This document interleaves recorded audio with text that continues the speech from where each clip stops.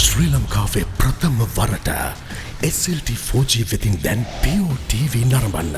ඉදිරියටම ගෙන යන SLT 4G. අලුත් Vip Extra Anti Smell lemon mint බලයයි තද දුගඳ සුන් කරයි.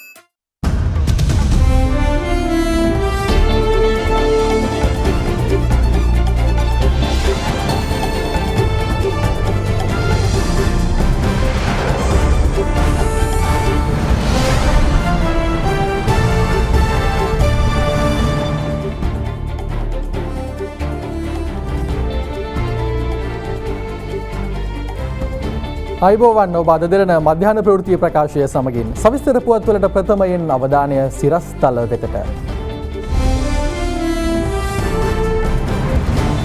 රංජන් සිල්වා ඝාතනයේ ප්‍රධාන සැකකරුවෙකු මිනුවන්ගොඩදී පොලිස් වෙඩි පහරින් මරුට. අම්බලන්ගොඩදී පෙරහුරු මැතිවරණයක්. මැතිවරණ දිනය ගැන අවසන් තීරණයකට මැතිවරණ කොමිසම හෙට රැස් වෙයි. තවත් නාවික සැපලුන් 35කට සුවය. සුවය ලැබූ නාවිකයන් ගණන 488ක් දක්වා ඉහළට.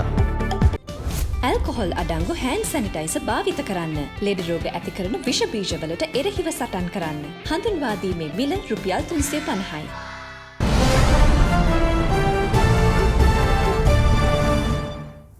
ශ්‍රී ලංකා ක්‍රිකට් ක්‍රීඩක ධනංජය ද සිල්වාගේ පියාවන රංජන් ද සිල්වා මහතා ඝාතන සිද්ධියේ සැකකරුවෙකු මිනුවන්ගොඩදී පොලිසිය සමග ඇතිව වෙඩි හුවමාරුවකින් මිය ගියා. අදාළ සැකකරු අත්අඩංගුවට ගැනීමට දියත් කළ මෙහෙයුමක් අතරතුර සැකකරු හා පොලිසිය අතර මෙම වෙඩි හුවමාරුව සිදුව තිබුණා. අපරාධ සිද්ධි රැසකට සම්බන්ධ සැකකරුවෙකු මිනුවන්ගොඩ බල්ලපාන දූණගහපාර ප්‍රදේශයේ නිවසක රැඳී සිටින බවට පොලිසියට ලැබී තිබූ තොරතුරකට අනුව කැලණිය කොට්ටාශ අපරාධ විමර්ශනයේකගේ නිලධාරීන් හා පෑලියගොඩ දිසා අපරාධ කොට්ටාශයේ නිලධාරීන් එක්ව ඊයේ මධ්‍යම රාත්‍රියේ එම නිවස වටලා තිබෙනවා. එම අවස්ථාවේ සැකකරු පොලිසියට වෙඩි ප්‍රහාර එල්ල කර ඇති අතර පොලිසිය එල්ල කළ ප්‍රතිප්‍රහාර හමුවේ සැකකරු තුවාල ලබා තිබුණා.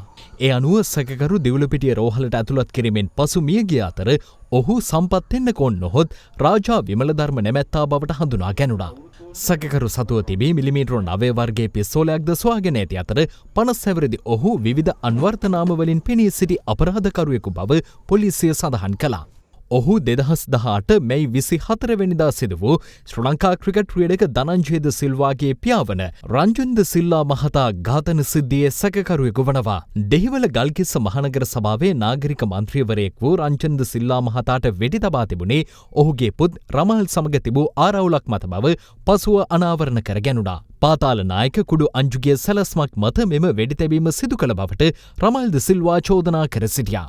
රංජන් ද සිල්වා මහතා ඝාතනයට ලක් වූ වෙඩි තැබීම සිදු කර තිබුණේ රමල් සිල්වා ඉලක්ක කර ගනිමින්. වසර 2කට ආසන්න කාලයක් ගත වුවද මෙම ඝාතනයේ ප්‍රධාන සැකකරු වූ කුඩු අංජු හෙවත් අගුලානේ අංජු අත්අඩංගුවට ගැනීමට නොහැකි වුවද එම ඝාතනය සම්බන්ධයෙන් ඔහුගේ සමීපතමයෙකු වන කොණ්ඩ ජනියා නැමැත්තා අත්අඩංගුවටගෙන රක්ෂිත බන්ධනාගාරගත කිරීමෙන් අනතුරුව ඇපමත මුදා හැර සිටියා. එසේ ඇපමත සිටියේදී ඩුබාහි සැඟව සිටින අංජුගේ මෙහෙයවීමෙන් කොණ්ඩ ජනියා තවත් පිරිසක් සමග දිවයිනටම ඇඳිරි නීතිය පනවා තිබූ මැයි මාස 19 වෙනිදා සොයිසාපුර හෝටලයකට කඩුවලින් පහර දීමක් සිදු කර පසුගිය 28 වෙනිදා එහි හිමිකරුගෙන් කප්පම් ඉල්ලා අදාළ හෝටලයට වෙඩි තැබීමක්ද සිදු කර තිබුණා.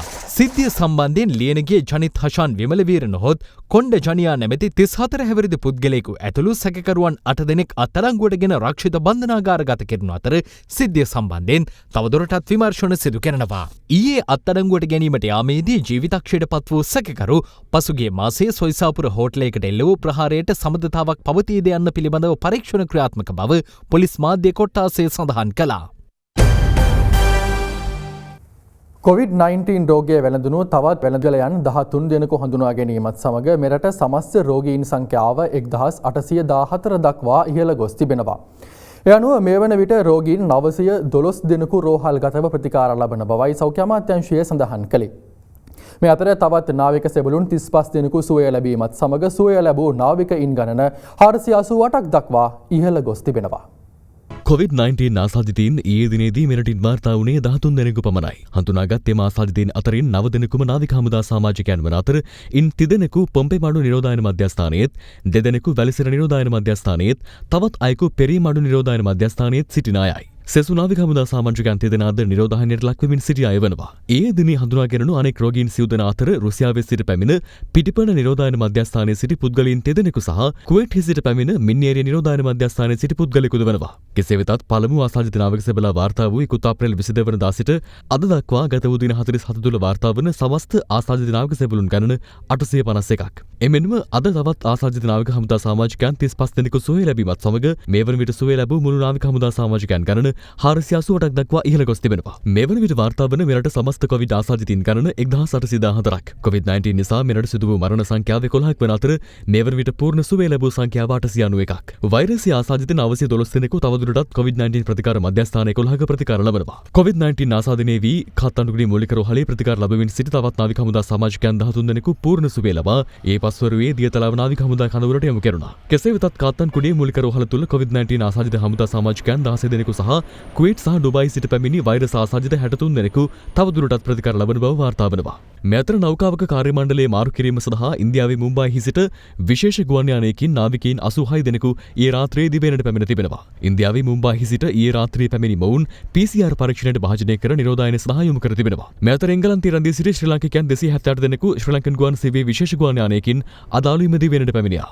UL 504 දරන ගුවන් යානයෙන් ලන්ඩන් හේතුරු ගුවන්තොටුපළේ සිට අදාළුම 2:51කට පමණ අදාළ පිරිස කටුනායක ගුවන්තොටුපළට ළඟා වී තිබෙනවා. දිවයිනට පැමිණි මගීන් සහ ගුවන් යානයේ කාර්ය මණ්ඩලය කටුනායක ගුවන්තොටුපළට පැමිණීමෙන් අනතුරුව ගුවන්තොටුපළේදී PCR පරීක්ෂණයට ලක් කර තිබ බවයි වාර්තා වන්නේ. අදාළ පරීක්ෂණ වාර්තා ලැබෙන තෙක් ඔවුන් සියලු දෙනා කටුනායක ගුවන්තොටුපළ අවට පිහිටි රෝහල් 4ක නවතා දැමීමට ගුවන්තොටුපළ බලධාරීන් පියවරගෙන තිබෙනවා. මේ අතර සිය රටට එන ශ්‍රී ලාංකිකයන්ගේ PCR පරීක්ෂණ ගාස්තු අය කිරීමකින් තොරව එරටදීම සිදු කිරීමට ලෙබනන් රජය තීරණය කර ඇති බව ජනාධිපති මාධ්‍යංශය පවසනවා. ජනාධිපති ගෝඨාභය රාජපක්ෂ මහතා පසුගිය දා නිලධාරීන්ට උපදෙස් ලබා දී තිබුණේ විදේශයන්හි සිට මෙරට එන ශ්‍රී ලාංකිකයන්ගේ PCR පරීක්ෂණ අදාළ රටවලදීම සිදු කොට වාර්තා ලබා ගැනීමේ හැකියාව සොයාබලන ලෙසයි. එනෝ ජනාධිපතිවරයාගේ උපදෙස් මත බේරූට්හි ශ්‍රී ලංකා තානාපති කාර්යාලය ලෙබනන් විදේශ අමාත්‍යාංශයෙන් කළ ඉල්ලීමකට ප්‍රතිචාර ලෙස නොමිලේ එරටදී PCR පරීක්ෂණ කිරීමට එකගතාව පළ වුණා.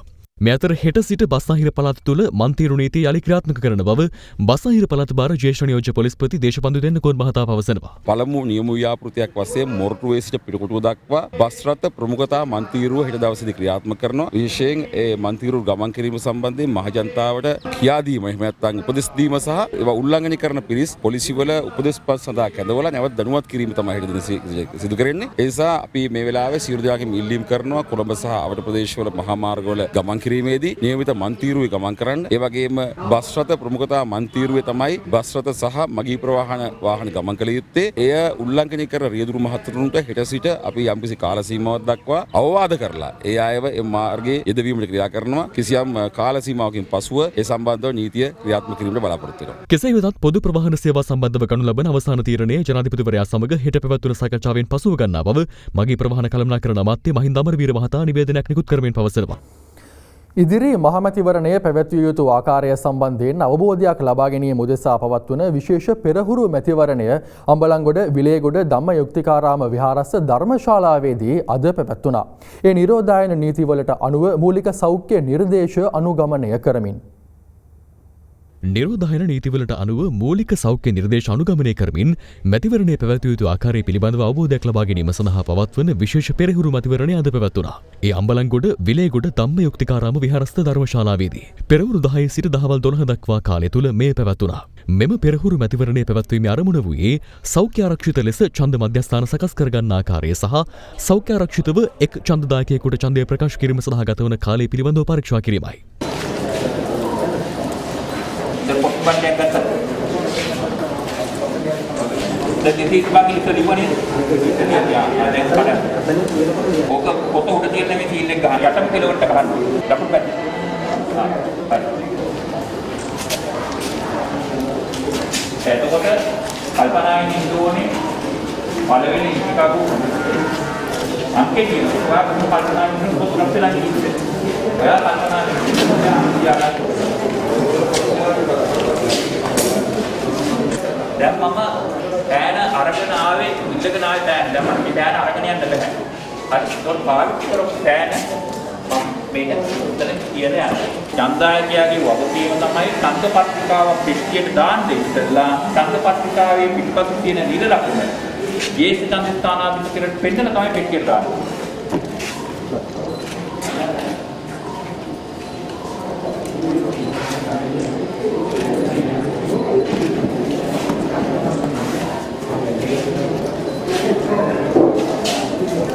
මෙම විශේෂ මැතිවරණ පෙරහුරු සඳහා ඡන්දදායකයින් 200ක පමණ පිරිසක් සහභාගී කර තිබුණා. මේ අතර හෙට දිනේදී රැස්වන මැතිවරණ කොමිසම මැතිවරණය පවත්වන දිනේ පිළිබඳව අවසන් තීරණයකට එළඹීමට නියමිත බවයි මැතිවරණ කොමිසමේ සභාපති මහින්ද දේශප්‍රිය මහතා පසුගියදා මාධ්‍යට අදහස් දක්වමින් සඳහන් කළේ. එමෙන්ම මහ මැතිවරණය පවත්වන දිනය සම්බන්ධයෙන් කොමිසම හෙට දිනේදී තීරණයක් ගතහොත් එම දිනය ප්‍රකාශයට පත් කරන ගැසට් නිවේදනය අපේක්ෂකයින්ගේ නම් සහ මනාපංක ඇතුළත් ගැසට් නිවේදනයද හෙට මධ්‍යම රාත්‍රියේදී නිකුත් වනු ඇති. මේ අතර ජාතික මැතිවරණ කොමිසමේ සමාජික මහාචාර්ය රත්නජීවන් හූල් මහතා සිදු කළ ප්‍රකාශය සම්බන්ධයෙන් අදත් දේශපාලන පක්ෂ නියෝජිතයින් මෙලෙස අදහස් පළ කළා. ස්වාධීනයි කියන මැතිවරණ කොමිසමේ සමහර නිලධාරීන් ඔච්චර පෙර කොට ආරවණ කියන ඡන්ද දෙන්නේ. ඔහුගේ මතේ හිටියට කමක් නැහැ. එයාට අයිතියක් තියෙනවා තමන්ගේ දේශපාලනය කරන්න. හැබැයි ස්වාධීන මැතිවරණ කොමිසමක වගකිය යුතු නිලධාරියෙක් විදියට ඔහුට ප්‍රසිද්ධ වේදිකාවේ දේශපාලනය කරන්න සදාචාර අයිතියක් නැහැ. රත්නජීවන් හූල් මහත්මයා ප්‍රකාශ කරලා තියෙන්නේ දූෂිතයන්ට බොරු කියන අයට ඡන්ද දෙන්න එපා කියලා. රවට්ටපු අයට ඡන්ද දෙන්න එපා කියපු ගමන් පොහොට්ටුවේ අය තොප්පිය දාගත්තා. ටක් ගාලා කිව්වා පොහොට්ටුවට ඡන්ද දෙන්න එපා කියලා තමයි මේ කියලා තින්නේ කියලා. දැන් හූල් තමයි මේ රටේ ඡන්දදායකයට ඡන්ද දෙන විදිහ තීරණය කරන්නේ. මැතිවරණ කොමිසමේ ස්වාධීනත්වය රැකගන්න කියලා මහින්ද දේශප්‍රිය මැතිතුමාට මේ වෙලාවේ යෝජනා කරනවා. හූල්ල වගේ අය තියාගෙන මැතිවරණ කොමිසම තවත් වැඩ කරනවා නම් ඒ අනුව මැතිවරණ කොමිසමේ ඉන්නට දේශපාලන අදහස් දරන විදිහට මැතිවරණ කොමිසම ක්‍රියාත්මක වෙනවා නම් ස්වාධීන මැතිවරණයක් පිළිබඳ ප්‍රශ්නය අපි ඉදිරියේ තියෙනවා. මේ ඉදිරි මැතිවරණයේදී Tamanට ඇති වෙලා තිබෙන අවාස්දායක තත්ත්වය ගැන කේන්තියෙන් ඉන්න සමහර පුද්ගලයෝ අද වෙනකොට හූල්ව ඉලක්ක කරගෙන ප්‍රහාර එල්ල කරනවා. LTT ඉඳද්දිම යාපනයේ ඉඳලා LTT විවේචනය කරපු හූල් මේ මාධ්‍ය වලට බය වෙයි කියලා ඔබ හිතනවා? හැබැයි දැන් ඊටාම පැහැදිලි හූල් පක්ෂග්‍රාහීව කටයුතු කරනවා වගේම මැතිවරණ කොමිසම පක්ෂග්‍රාහීව කටයුතු කරා කියන සැකය තවදුරටත් තහවුරු වෙමින් පවතිනවා. ජපානයේ ප්‍රමුඛතම තීන්ත දැන් එස්ලෝන් නිවසින් කන්සයි එස්ලෝන්. COVID-19 වෛරසය මර්ධනය කරමින් රට යළි යථාතත්වයට ගෙන එමින් පවතින අවස්ථාවක නිරෝධායන නීතීන් වලට යටත්ව ජනතාවට යළි ආගමික ස්ථාන වෙත යාමට අවස්ථාව සලසා දෙන ලෙස අගරදුගුරු අතියුතුම් මැල්කම් කාදිනල් රංජිත් හිමිපාණන් රජයෙන් ඉල්ලා සිටිනවා.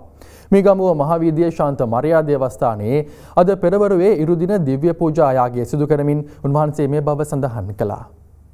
කොරෝනා වසංගතය පැතිරෙන බව දැනගත් වහාම කතෝලික දේවස්ථානවල දිව්‍ය පූජා නතර කර දෙව්මැදුරු වසා දමා එම නිරෝධායන වැඩපිළිවෙලට උපරිම සහාය දැක්වීමට කටයුතු කළ අපට රජයෙන් විශේෂ ඉල්ලීමක් මේ අවස්ථාවේ කරන්නට තිබෙනවා. අපට විශේෂත්වයක් දක්වන්න කියා කියනවා නොවේයි. අප ඉල්ලන්නේ අනෙක් කටයුතු දැන් යථා තත්ත්වයට හැරමින් පවතින කාලයක කලක් තිස්සේ ඉමහත් ආශාවෙන් දේවස්ථානවලට යාඥා කිරීම සඳහා සහ දිව්‍ය පූජාව පැවැත්වීම සඳහා පැමිණෙන්නට බලා සිටින අප ජනතාවට කිසියම් නිශ්චිත කොන්දේසි යටතේ හෝ සීමා සහිත පිරිසක් සමග රැස් වී නිරෝධායන නීති රීතිවලට අනුව දිව්‍ය පූජා පැවැත්වීමට අවසර ලබා දෙන ලෙසයි. ඒ නිසා අපි රජයෙන් සහ සෞඛ්‍ය අංශවලින් ආරක්ෂක අංශවලිනුත් ඉල්ලා සිටිනවා අපටත් අනෙක් ආගමික කණ්ඩායම් වලටත් මේ සඳහා කිසියම් අවසරයක් ලබා දෙන ලෙස. අප දැනටමත් මේ ගැන ඉල්ලීමක් රජය වෙත යොමු කර තිබෙනවා. එම ඉල්ලීම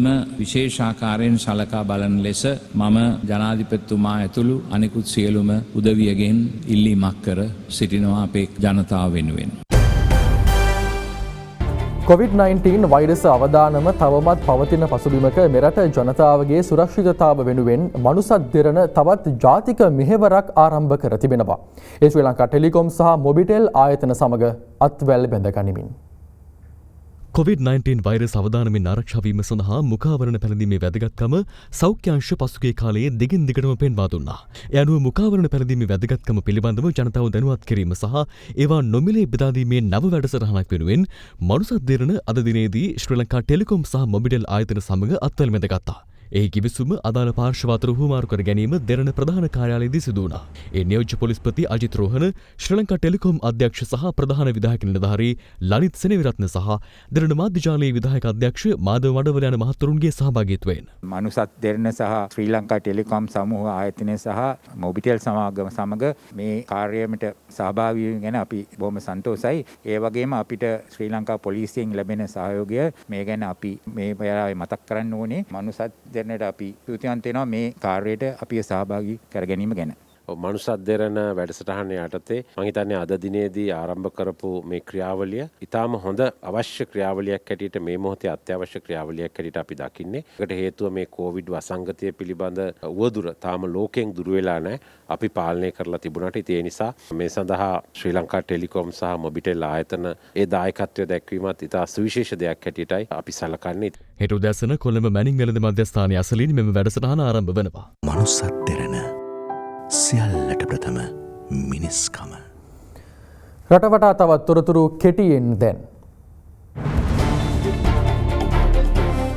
ද ෆිනන්ස් සමාගමේ තැන්පතුකරුවන්ට වන්දි ගෙවීමේ කටයුතු මහජන බැංකු ශාඛාව ඔස්සේ අද සිට සිදු කරන බවට ශ්‍රී ලංකා මහ බැංකුව කළ දැනුම් දීමට අනුව කළුතර මහජන බැංකු ශාඛාව වෙත අද පෙරවරුවේ තැන්පතුකරුවන් විශාල වශයෙන් රැස්ව සිටියා. කෙසේ වෙතත් එම ගෙවීම් කටයුතු නිසි පරිදි සිදු නොවන බවට රැස්ව සිටි තැන්පතුකරුවන් චෝදනා කළා.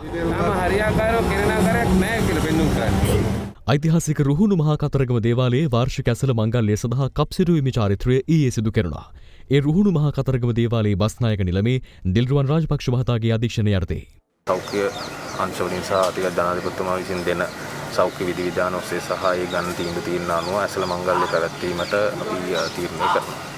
පුරන් කුඹුරු අස්වැද්දීමේ ජාතික ව්‍යාපෘතියට සහාය පළ කරමින් බණ්ඩාරගම බමුණු මුල්ල ප්‍රදේශයේ පිහිටා ඇති අක්කර 2ක පමණ කුඹුරක් අස්වැද්දීමට කුඹුර හිමි පියසිරි වික්‍රමරත්න මහතා කටයුතු කර තිබුණා.